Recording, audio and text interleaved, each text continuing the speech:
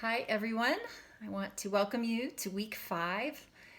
I am looking forward to reading through your papers this week. I hope that was a good experience for you and that you learned some things about interviewing techniques as well as about our subject matter while you were interviewing your person.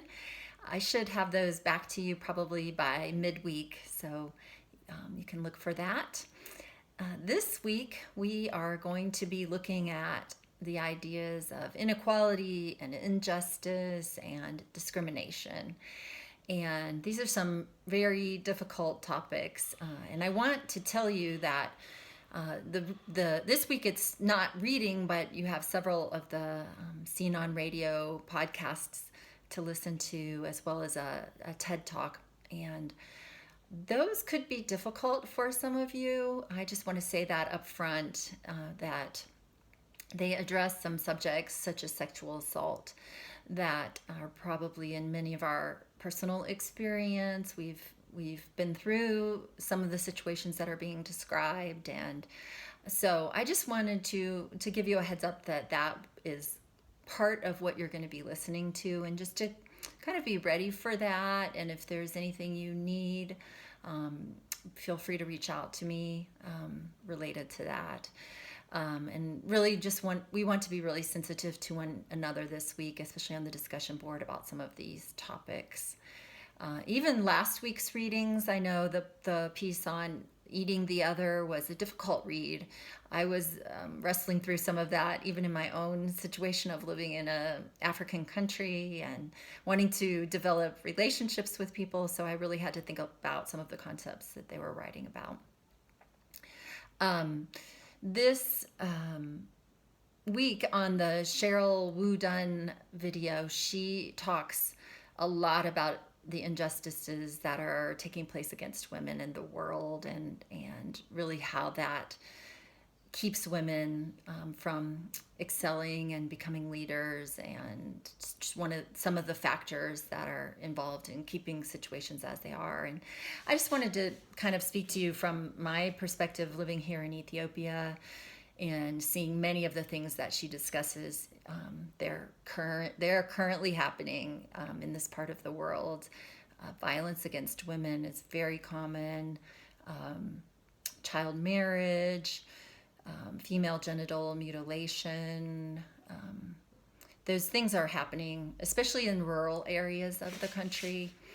At the same time, in that TED Talk, she kind of holds out hope that we can make a difference, and that there are ways to change things. And that's part of why my husband and I chose to come here to Ethiopia. We are actively engaged in trying to be a part of solutions. And as a medical doctor working with women, he's performing surgeries, and we have visited the Fistula Hospital in Addis that she references in the TED Talk, and seen the amazing work that they're doing to repair physical damage and also restore women emotionally, spiritually, and really trying to promote wholeness. And that's really what we're about here too.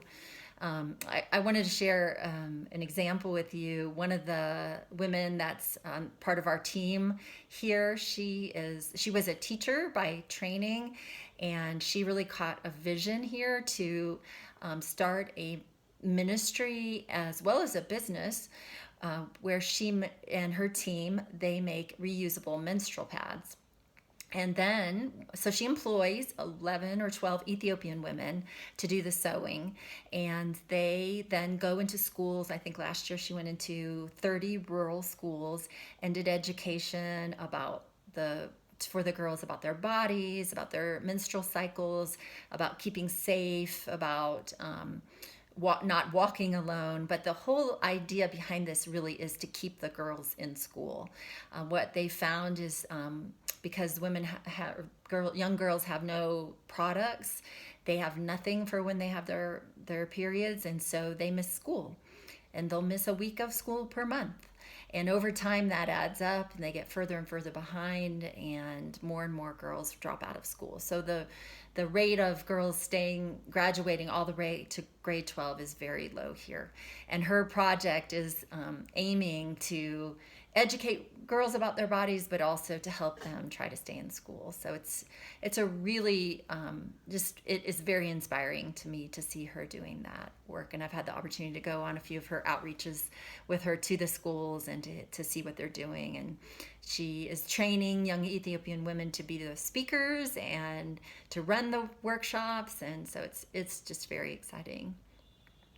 Also, on a personal note, a friend of mine who's a professor here, he writes really from a feminist perspective, feminist theory perspective, and he invited me to speak at his church yesterday. So I had the opportunity. There were several thousand people at the church, and I had the opportunity to be their preacher for the day, and I thought that was a great breakthrough.